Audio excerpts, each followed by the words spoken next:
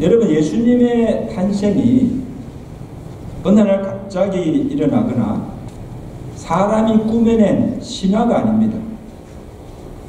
구약의 여러 선지자를 통해서 예언한 그대로 성취된 역사적 사건입니다.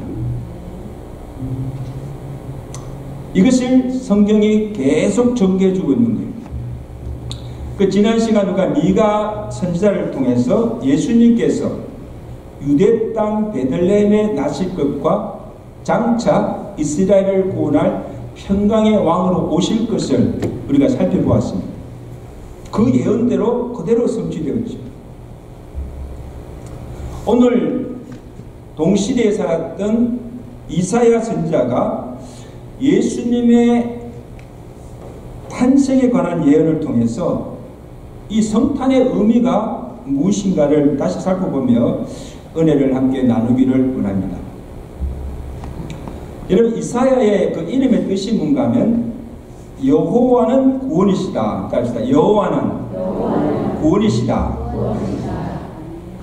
그 이름대로 이사야 선지자는 장차 이스라엘을 구원할 메시아로 오실 예수님에 대해서 그의 탄생뿐 아니고 그가 오셔서 당할 고난과 죽음, 부활에 이르기까지 그리스도의 전생에 대해서 예언한 것을 볼 수가 있습니다. 자, 먼저 그는 이새의 줄기에서 나올 것이다 예언하고 있습니다. 자, 1절 말씀 다 보세요. 성경 보세요. 이새의 줄기에서 한 싹이 나며 그 뿌리에서 한 가지가 나서 결실할 것이요. 10절에 그날에 이새의 뿌리에서 한 싹이 나서 만민의 기치로 설 것이다. 이게 줄기에서 한 싹이 났는데 이 싹이 누구예요? 예수 그리스도입니다.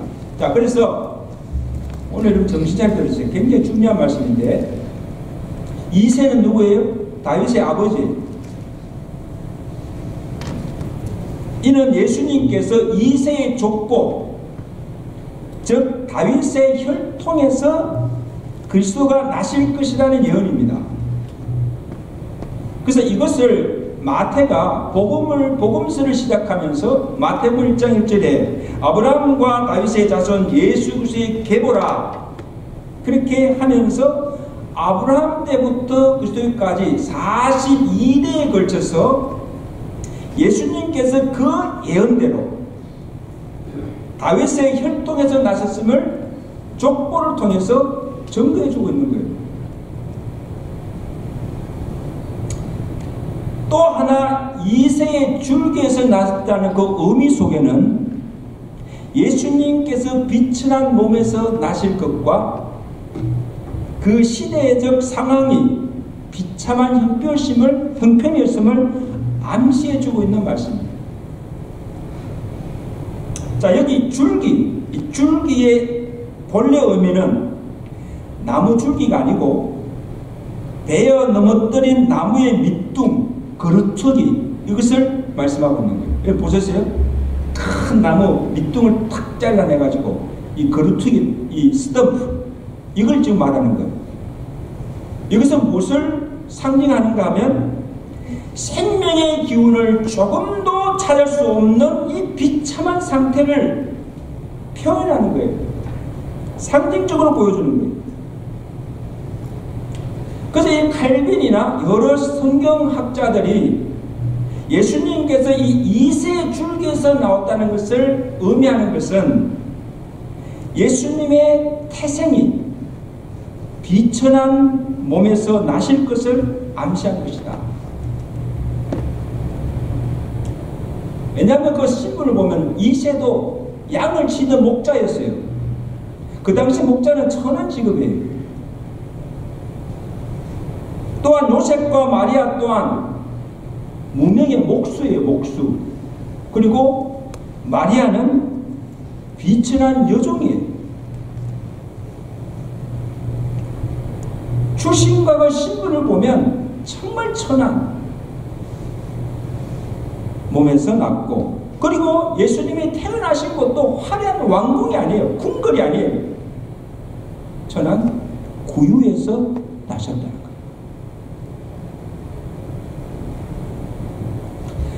그래서 여러분, 예수님이 탄생하셨을 때 그의 출생을 보면 누가 그를 이스라엘을 구원할 왕으로, 메시아로 볼 수가 있습니까?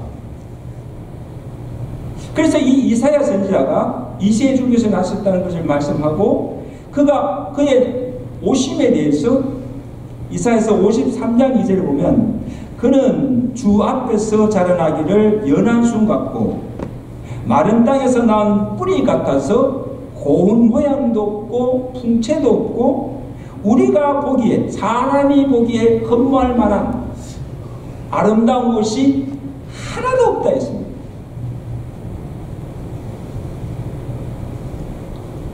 그러니까 누가 그를 메시아로 볼 수가 있겠어요?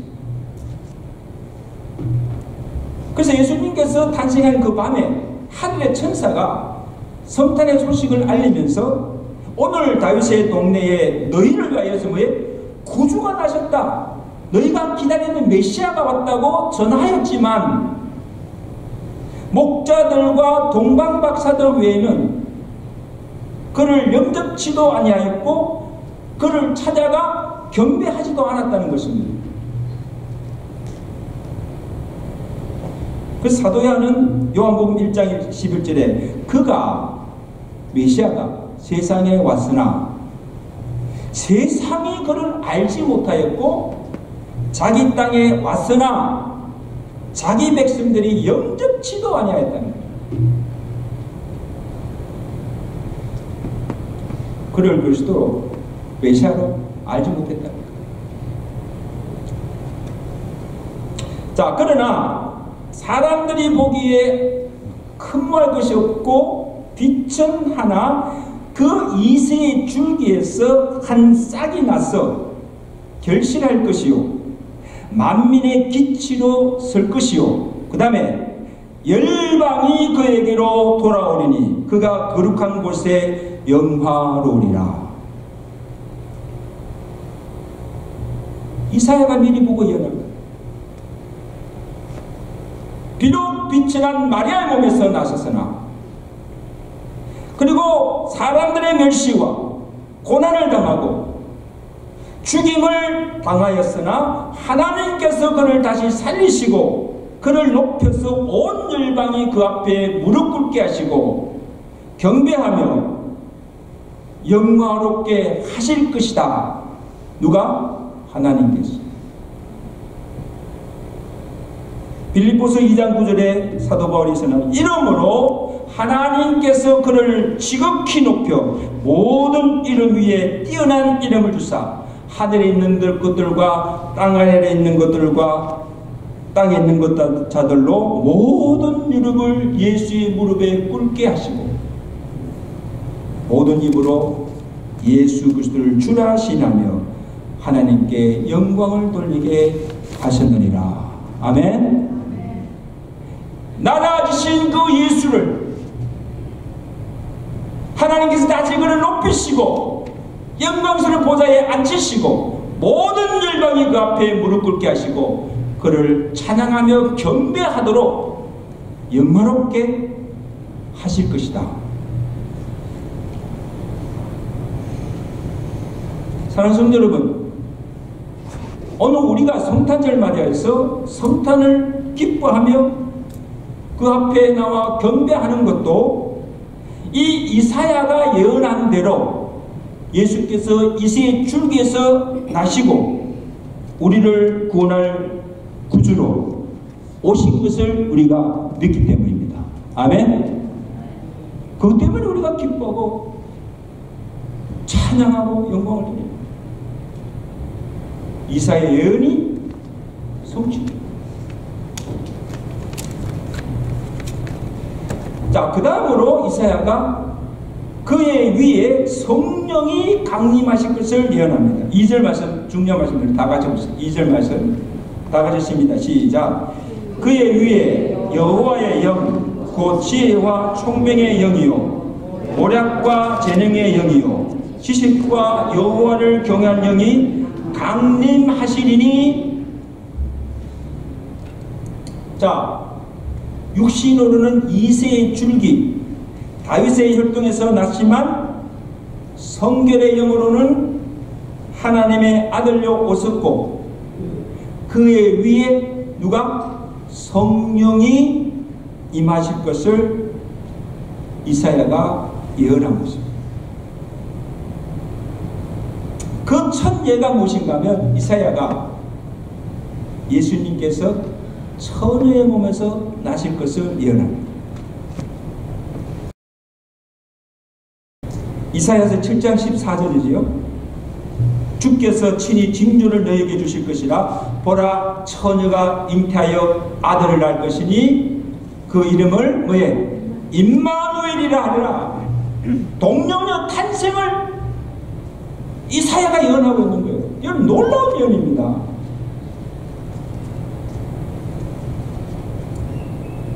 누가 처녀가 아이를 낳았다면 믿을 수 있겠어요? 그래서 요셉이요, 마리아와 정혼하고 관계를 갖기 전에 마리아가 아이를 잉태한 소식을 듣고 요셉이 놀라서 두려워하고 있을 때에 주의 사자가 요셉에게 현몽이라고 뭐라 합니까? 마태복음 1장 20절에 요셉아, 내 아내 마리아 데려오기를 무수하지 말라. 그에게 잉태된 자는 성령으로 된 것이라. 무엇으로? 성령으로 잉태되었다는 거예요. 여러분, 마리아도 천사가 와서 뭐라 합니까? 마리아에게 보라, 내가 잉태하여 아들을 낳을 것이라 했는데 마리아가 놀라가지고 뭐라고 반문합니까? 나는 남자를 알지 못하니 어찌 일이 내게 있으리요? 그렇지 않습니까? 아니, 내가 남자는 알지 못하고 아무 관계도 가지지 않는데 내가 어떻게 아이를 가질 수가 있습니까? 놀란 거지요. 여러분, 안 놀라겠어요? 요셉도 마리아도 어떻게 그 일이 가능합니까? 있을 수가 없습니다. 의심하고 믿지 못한 거예요. 그때 천사가 또 말합니다. 누가복음 2장 35절에 성령이 내게 임하시고 지극히 높으신 이의 능력이 너를 덮으시리니 이름으로 나실 바 거룩하신 이는 하나님의 아들이라 일컬이로다. 할렐루야. 이젠 크게 하면 할렐루야.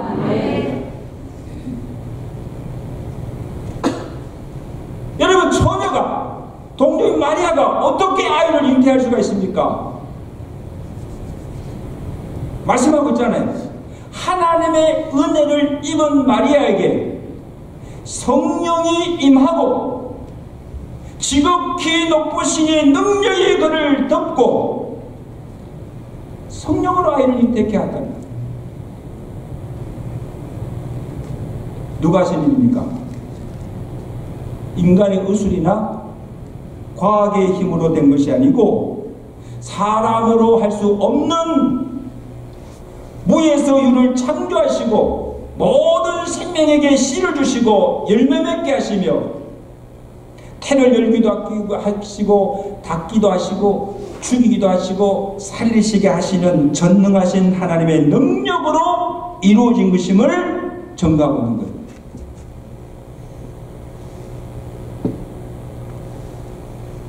그래서 주의 사자가 또 마리아에게 뭐라고 말씀합니까? 누가복음 1장 30절에 대저 하나님의 모든 말씀은 능하지 못하심이 없느니라. 하나님의 모든 말씀은 능하지 못하심이 없습니다. 아멘. 그러니까 남자를 알지 못하는 내가 어찌 아이를 잉태할 수 있습니까? No way. 믿지 못하던 이 마리아가 고백합니다. 주의 여종이오니 말씀대로 내게 이루어지기를 믿습니다. 믿음으로 고백하게 된 줄로 믿습니다. 사랑하는 성도 여러분, 오늘 우리도 마리아처럼 우리가 믿는 하나님에게 넘치 못하심이 없으시고 그가 하신 말씀대로 다 이루시는 그 하나님의 전능하심을 믿는다고 한다면 예수님께서 성령으로 잉태되어 동정녀 마리아에게서 나신 것을 의심 없이 믿을 수가 있는 줄로 믿습니다. 아멘. 자, 이렇게 보세요. 예수님의 탄생부터 성령께서 역사하셨고 성령으로 잉태하셨고 그 후에 예수님께서 이 공생의 일을 시작하기 전에 요한에게 세례를 받으실 때도 어떤 일이 일어났습니까? 성령이 그의 위에 임하였다 기록하고 있습니다. 마태복음 3장 16절에 예수께서 세례를 받으시고 그 물에서 올라오실 새 하늘이 열리고 하나님의 성령이 비둘기같이 내려 자기 위에 임하심을 보시더니 하늘로부터 큰 소리가 있어 가로되 이는 내 사랑하는 아들이요 내가 기뻐하시는 자라. 친히 하나님께서 증거해 주신 거예요. 자, 물에서 세례를 받으시고 오실 때 하늘에서 비둘기 같은 성령이 그에 임하고 그리고 하나님께서 음성으로 이는 내 사랑하는 아들이요 내가 기뻐하시는 자라 선언해 주신 거예요. 그리고 보세요. 예수님께서 광야에서 마귀에 이끌려 시험을 받으실 때도 마태복음 4장 1절에 보면 그때에 예수께서 성령에 이끌려 누구에 이끌려?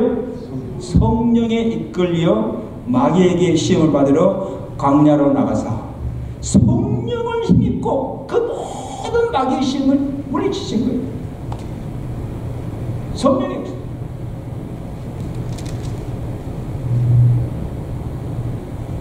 그리고는 공생애를 시작하면서 여러 고유를 다니시며 복음을 전파하실 때도 많은 병자를 고치실 때도 그리고 이적과 기사를 행할 때도 성령이 그 가운데 역사하셨고 십자가를 지고 고난을 당할 때도 십자가를 앞두고 겟세마네 동산에서 밤새 기도할 때도 성령이 힘을 더하여 주셨다는 사실. 누가복음 22장 43절이죠. 천사가 하늘로부터 예수께 나타나 힘을 더하더라. 예수께서 힘쓰고 해서 더욱 간절히 기도하라. 겟세마네 동산에서 기도할 때 아닙니다.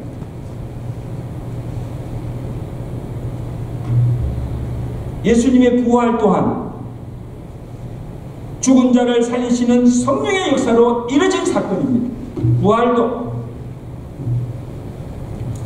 그 사도 바울이 유대인들 앞에서 복음을 전할 때 사도행전 2장 3절에 너희가 십자가에 못 박아 죽인 그 예수를 하나님께서 죽은 자 가운데서 그를 살리시고 우리의 주와 그리스도가 되게 하셨다. 누가? 성령 하나님께서 살리셨다.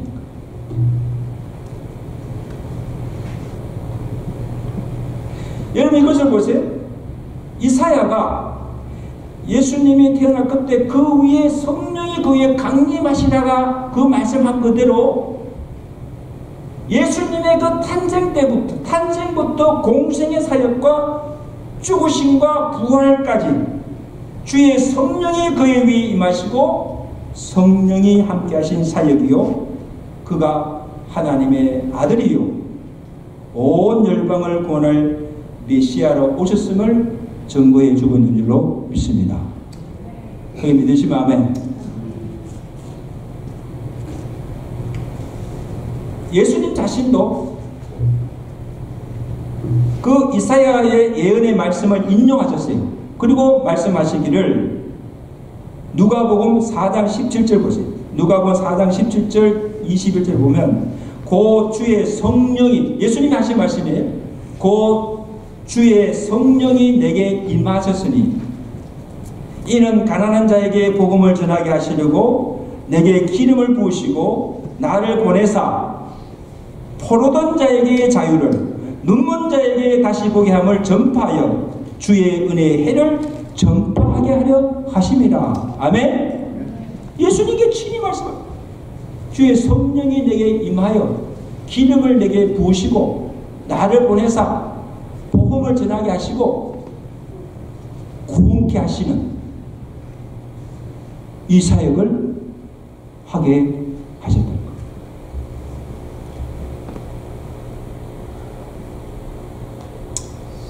사랑하는 성도 여러분, 예수님께서 천의 몸에서 나신 것도, 그가 많은 병자를 고치신 것도, 이적을 행하신 것도, 죽은 자 가운데서 다시 살아나신 것도 우리에게 무엇을 증거해 주고 있습니까? 그가 혈통으로는 이새의 줄기에서 이새의 줄기 비천한 마리아의 몸에서 나셨으나 성령이 그의 위에 임하시고 성결의 영으로는 하나님의 아들로 오신 예수 그리스도이심을 증거하고 있는 줄로 믿습니다.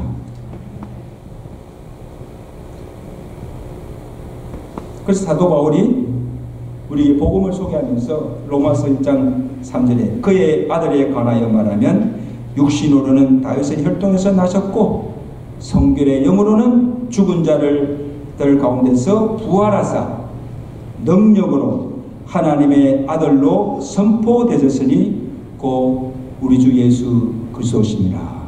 아멘.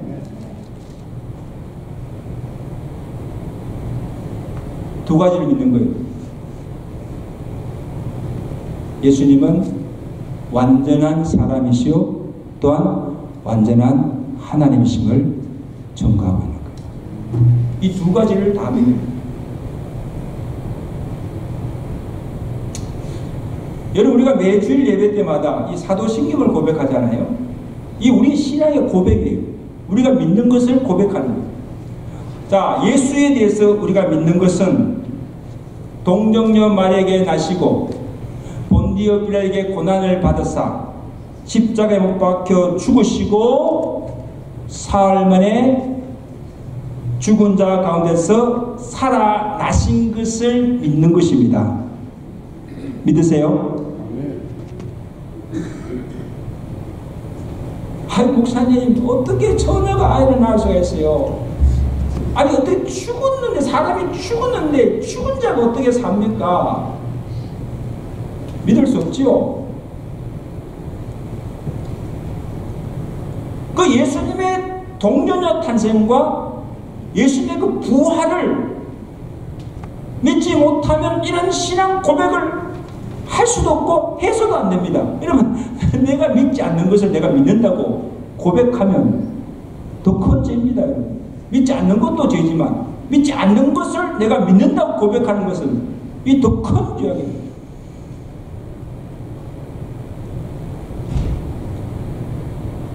신앙 고백 그냥 함부로 해서는 안 돼요.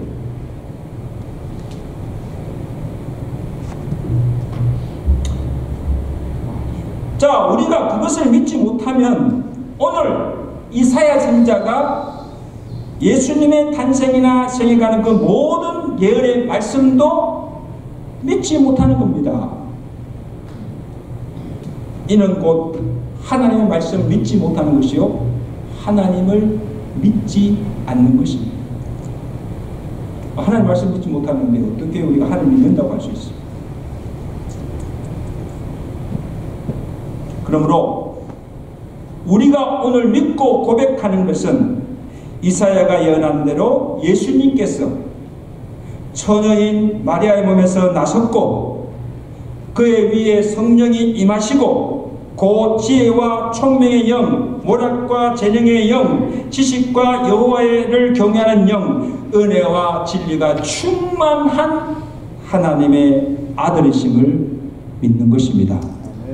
그렇게 믿으시면 아멘. 아멘 안 하십니다. 안 믿으세요? 아멘 하세요. 아멘. 아멘.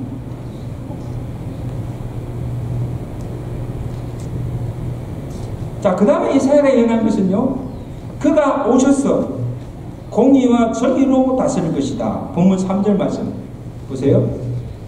그가 메시아죠. 여호와를 경외함으로 즐거움을 삼을 것이며 그의 눈에 보이는 대로 심판하지 아니하며 그의 귀에 들리는 대로 판단하지 아니하며 공의로 가난한 자를 심판하여 정직으로 세상의 겸손한 자를 판단할 것이며 그의 입에 막대기로 세상을 치며 그의 입술의 기운으로 악인을 죽일 것이며 공의로 그의 허리띠를 삶으로 성실로 그의 몸에 띠를 삼으리라.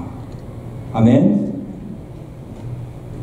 우리 지난 시간 살펴봤지만 이사야 시대뿐 아니고 미가나 이사야 시대뿐 아니라 예수님이 오실 그 시대의 상황이 어떠함을 보았잖아요. 이 마른 줄기처럼 생명의 기운을 조금 더 찾을 수 없는 정말 비참한 형편이었습니다. 나라가 멸망당하고 바벨론과 로마 제국의 압자에서 고통받고 신음하고 살고 있었습니다. 사회적으로도 악행과 불법이 성행하고 공의가 무너졌고 영적으로도 깜깜하게 어두워져서 온 백성들이 절규하며 절망 속에서 장차 오실 구원자 메시아를 간절히 기대하고 있던 그때였습니다. 그런 시대의 상황 속에서 마치 나무의 그루터기로부터 새롭게 돋아나는 새싹처럼 하나님이 보내신 메시아 곧 예수 그리스도가 오신다는 것입니다. 아멘. 소망이죠. 예수 그리스도가 오실 것이다. 메시아가 오실 것이다. 소망을 가지라.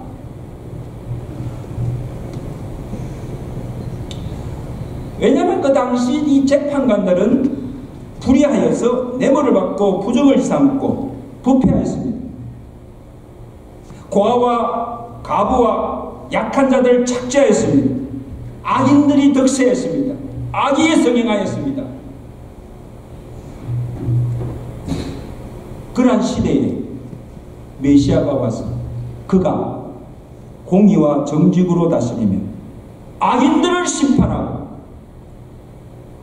이 땅에 하나님의 정의와 진리를 세울 것이라고 예언하고 있는 거예요. 그렇게 되면 세상이 어떻게 될 것인가? 달라질 세상을 이사야가 어떻게 표현하고 있습니까? 6절 이하 보세요. 한번 참 재미있는 표현을 하고 있는데 한번 나와보세요. 그때에 이리가 어린 양과 함께 살며 표범이 어린 염소와 함께 누우며 송아지와 어린 사자와 살찐 짐승이 함께 있어 어린아이에게 끌리며 암소와 곰이 함께 있으며 그것들의 새끼가 함께 엎드리며 사자가 소처럼 풀을 먹을 것이며 젖먹는 아이가 독사의 구멍에서 장난하며 젖된 어린아이가 독사의 굴에 손을 넣을 것이라.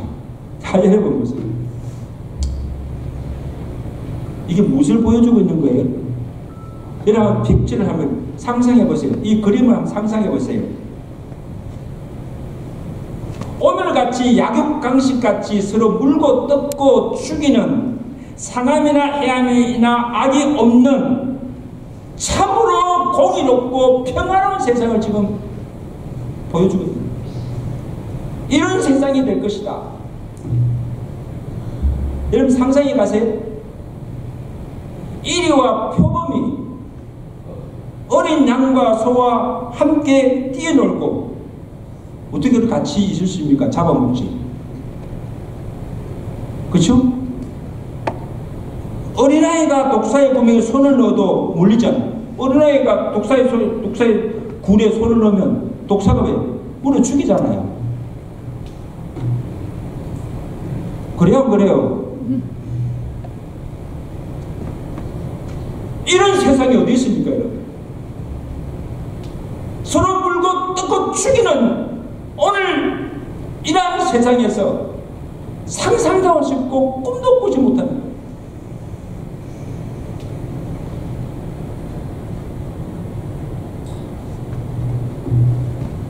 이는 장차 예수님이 다시 오셔서 이 죄악된 세상을, 악을 심판하시고 다 멸하시고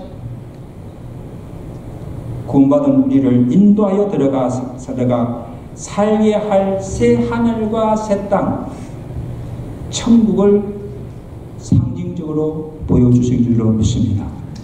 이사야가 메시아가 오면 이러한 세상이 될 것이다. 이것이 장차 우리가 가서 누릴 그 천국의 어떤 것인가를 미리 우리에게 보여주신 거예요.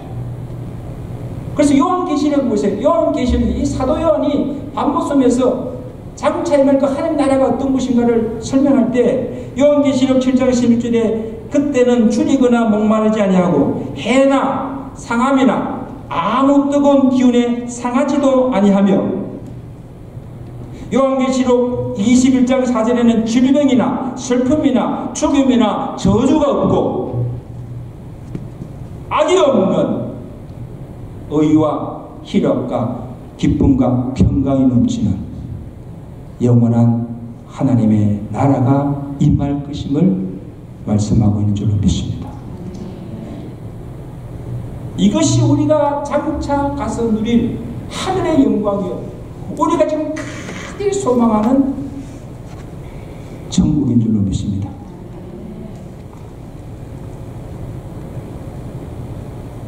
사랑성도 여러분, 이제 말씀했습니다. 700년 전, 예수님이 탄생하기 700년 전에 이사야가 예언한 그대로 예수님께서 이새의 줄기에서 동정녀 마리아의 몸에서 성령으로 잉태하셨고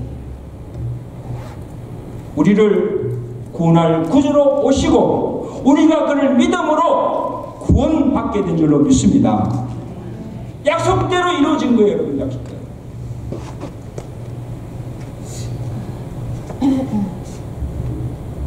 그리고 하늘로 성천하셔서 성천하시면서 또 우리에게 무엇을 약속하십니까?